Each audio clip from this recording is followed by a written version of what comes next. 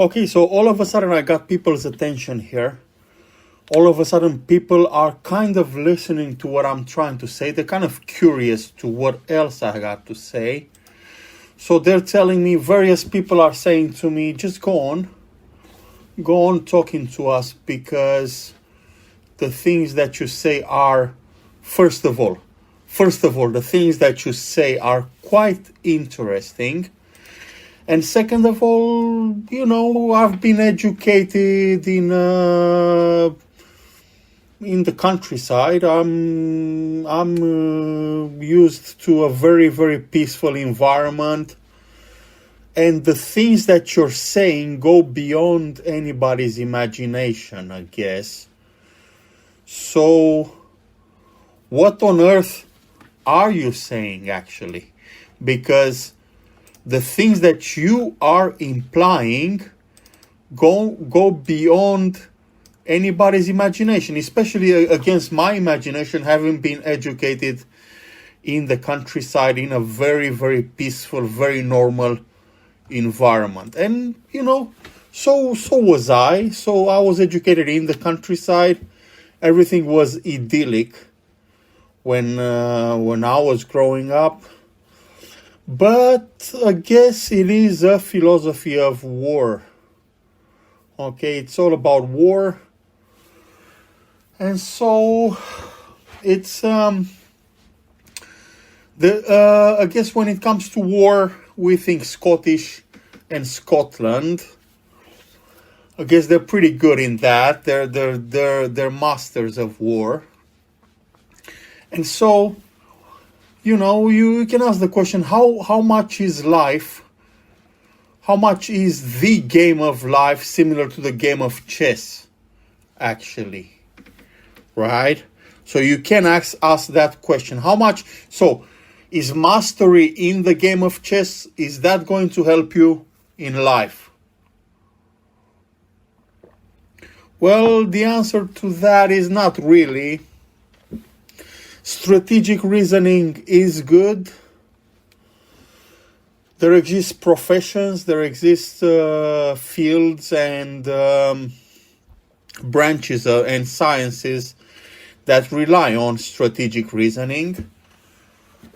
That's a good skill to have, a good skill to master, but that's not going to bring you the best out of life. Okay, so strategic reasoning and intelligence. Okay, intelligence and strategic reasoning and being smart and being cunning sometimes being cunning. Well, that's not going to bring you the best out of life. The only so as a bracket, so I'm bracketing now. The only skill, well, it's not a skill. The only quality that is going to bring you the most out of life is compassion. Okay, so that was a bracket. So I'm closing the bracket now. So is playing chess helpful? Well, I don't know. I guess is being Terence Tao helpful?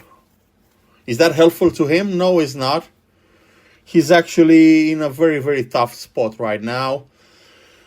I guess Terence Tao would say about me that I guess he keeps on saying about me, who's this guy? So that's why I don't have a Google presence. That's why Google doesn't show me, and Wikipedia doesn't show me either. Because Terence Tao keeps saying about me, who's this guy? And of course I said about him, who's that guy, when I published my paper. My paper is published right now, and you can find it in book format. The paper in which I settled the Riemann hypothesis. I didn't give him one quotation on that one. I didn't cite him at all, because basically, guys, do not cite Terence Tao, okay? Do not give him citations, because, well, he is not who he says he is. He is a doppelganger, okay? So he's saying about me, who's this guy? Well, I'm saying about him, who's that guy, right? Who's that guy, Terence Tao? Okay, so it's I guess like it is like that. He belongs to a school of thought that can be called post Masonry. Well, those are the guys that post Masons are the guys that put on top of Freemasonry, on top of the Masonic principles, they put on technology, and it's quite an impressive type of technology. We can go and discuss those things. But okay, so is chess and strategic reasoning useful? No, it's not. I guess this is, as we can see in the film Braveheart with Mel Gibson, there exists a scene in which the men all raise their kilts and basically they don't wear underwear. So basically, that's just saying that's a vulgar way of saying that.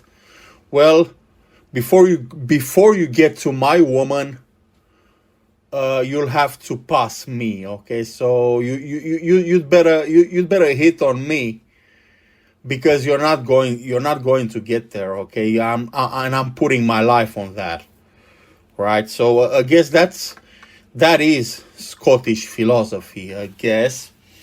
And well, if you do think in strategic terms, so if you do apply strategy, if you do apply cunning tricks, and the most, well, that's the most cunning trick that you can apply.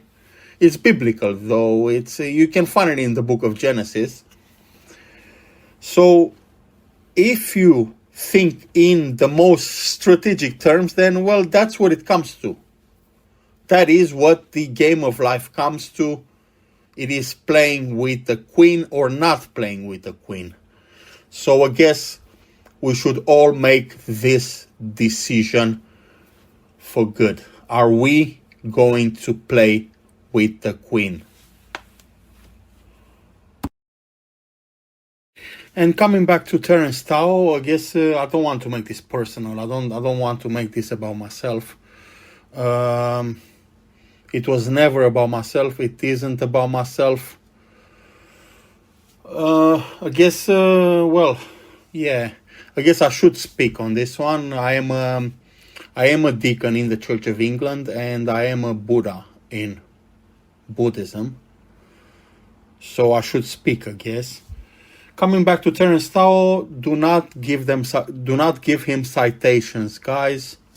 That's a doppelganger. That's a nobody. Okay, Terence Tao is an absolute nobody.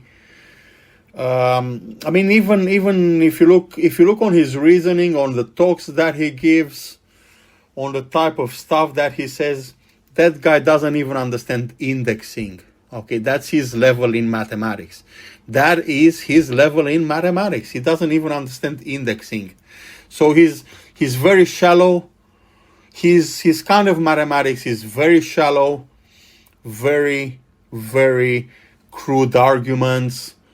He's basically a nobody in my book.